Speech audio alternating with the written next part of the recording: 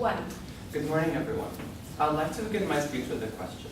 Have you ever felt scared of a space, like a small room or a corridor, or perhaps something like this? Did you feel like you can't breathe, or that the walls are closing on you and moving?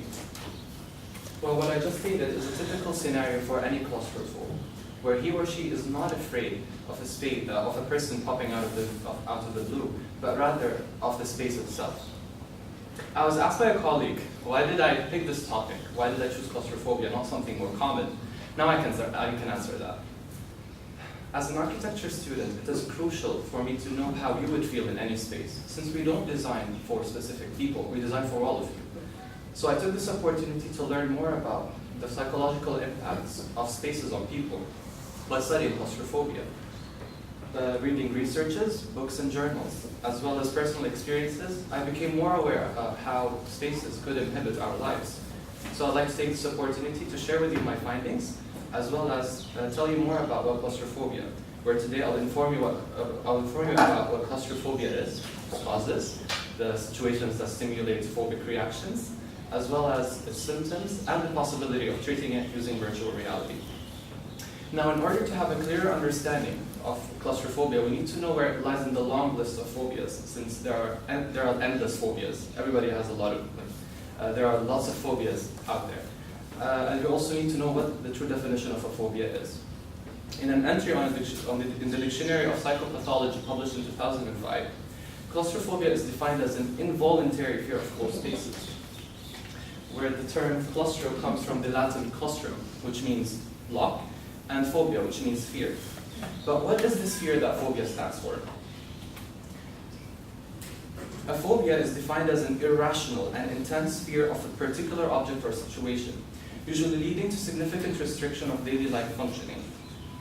This definition suggests that it is not a normal fear, but rather one that involves a mental or physical reaction.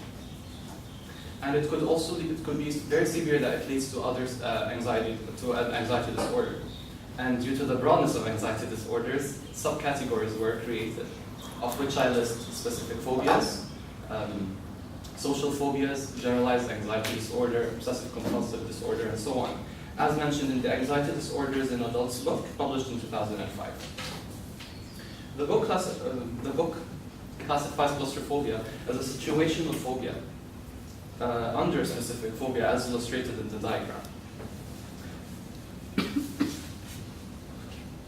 As illustrated in the diagram, where a situational phobia is a phobia that requires a specific environment to trigger a phobic reaction, such as an elevator, which is small, usually tight, and you feel that you can't escape, and it's like an absolute horror for any claustrophobe. Unlike the other category, which is object phobia, which is the phobia of a specific object, for example, arachnophobia, the fear of spiders. In a study published in 2011, conducted by Professor Carmen McLean and other experts in clinical psychology, it was suggested that women are more likely to develop claustrophobia than men. While there aren't a lot of statistics regarding this matter, in an article published in Gulf News in 2012 regarding the matter, clinical psychologist Saliha Afridi suggests that among the population of the UAE, claustrophobia is common. Now that you know more about what claustrophobia is, I'll tell you about the causes, its symptoms, as well as the situations that trigger it. According to the British National Health System website, traumatic experience play a major role in the development of claustrophobia within an individual, where, for example, being bullied in a corner or being trapped in a closet could result in you developing claustrophobia.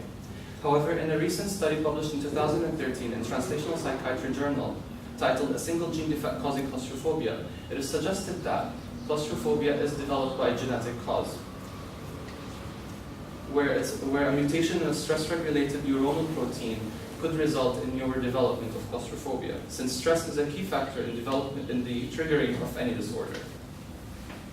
Now that you know about its causes, I'll tell you about the situations that could trigger it. For example, revolving doors.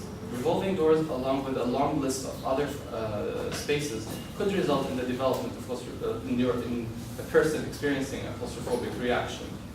where, for example, an elevator or a bathroom stall or a changing room, all these spaces could have a major impact on claustrophobia, and he or she would perceive it as a threat.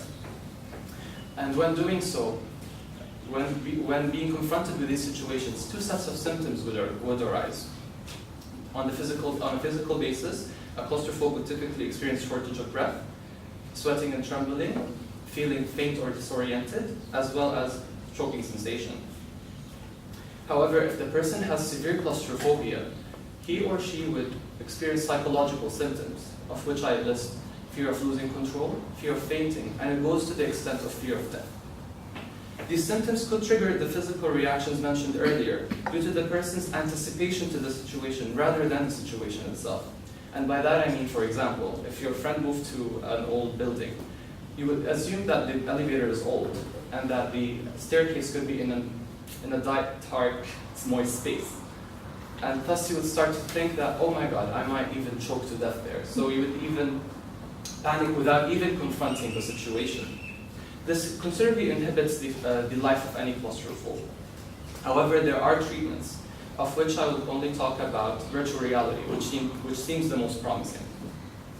In a case study published in 2000, titled Virtual Reality in Treatment of Claustrophobic Fear, professors from University of Fiamma and Valencia in Spain suggest the effectiveness of treatment of virtual reality to treat claustrophobia, where in the table on my left, the recorded data for the patients before and after the treatment suggests a significant decrease in their phobic reaction. However, in 2012, in a book titled Intensive One-Session Treatment for Specific Phobias, written by Professor Thompson Davis, an associate professor of clinical psychology at Louisiana State University, along with other experts, counter-argues the effectiveness of claustrophobia, where they suggest that it is not as reliable because of reduced anticipatory anxiety, where they suggest other treatments such as the most common, which is the most common, the in vivo exposure, where the person is directly confronted with any situation or object they fear.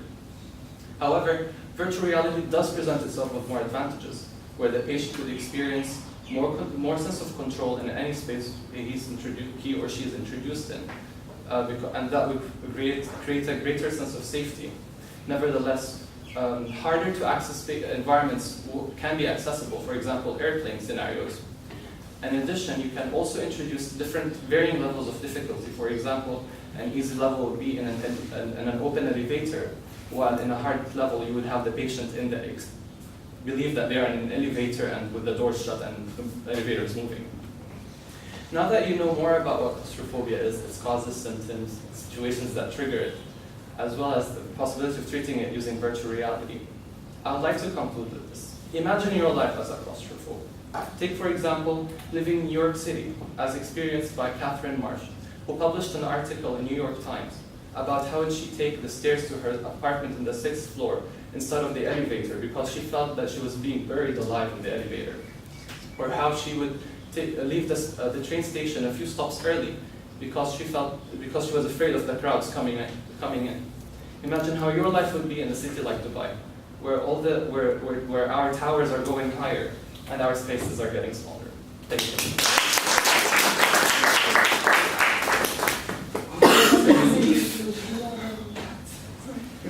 Questions? The conclusion was very, very good. Yeah. Calm. Show me the Table. What's the maximum score you can get? Sorry? There's a maximum 13. It's out of 13. So basically 13 is the most severe, where a person would record extreme anxiety fears, like they would panic, and panic attacks are usually among the other experiences they face, while 1 or 0, actually 0 is the lowest. So basically they got rid of it, they no longer fear it. Do you have claustrophobia? Sorry? Do you have claustrophobia? No, my brother does and a friend of mine does. My mom. And her mom. Yes. Can you tell me a bit more about the virtual reality of the treatment claustrophobia? That was interesting. Basically, in virtual reality, the psychologist would introduce different scenarios to a person, So for example, in my case, I have arachnophobia. So if you want to treat me, put me in a kitchen, for example, and you tell me there's a spider in the corner. It's like, you tell me there's a spider in the corner, so you would try to tell me, like, try to approach it, maybe do something, try to... All in virtual reality? All in virtual reality, nothing is real. They do, however, introduce physical elements, for example, a cloth or something like that, so that you actually have a sensory experience with the object, usually in that sense.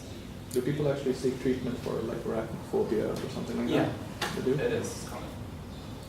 I have a question, but it's not related to his speech, it's more about her speech. Can you use hypnosis I was just to... thinking about that. Yes, can we use hypnosis to... When I was doing my research, I came to that mental imagery is quite common in cancer patients. Yeah, that's something I mean. And cancer patients, because they can, you know, sometimes they say cancer patients have to have high self-esteem and the potential that you're going to get over it and stuff like that. So mental imagery helps. So with this, I was just thinking about it, and I think yes, it can be helpful because it's the exact same thing where you imagine a situation, interpret what are you going to do, but this, of course, you don't want it. It's kind of relative because not everybody would want to confront their fears easily. So, for example, I would rather really not see a spider in my head. Like I would never want to imagine it. So, its treatment is more advised. Like in terms of phobias, it's more advisable to seek treatment. Thank you so much.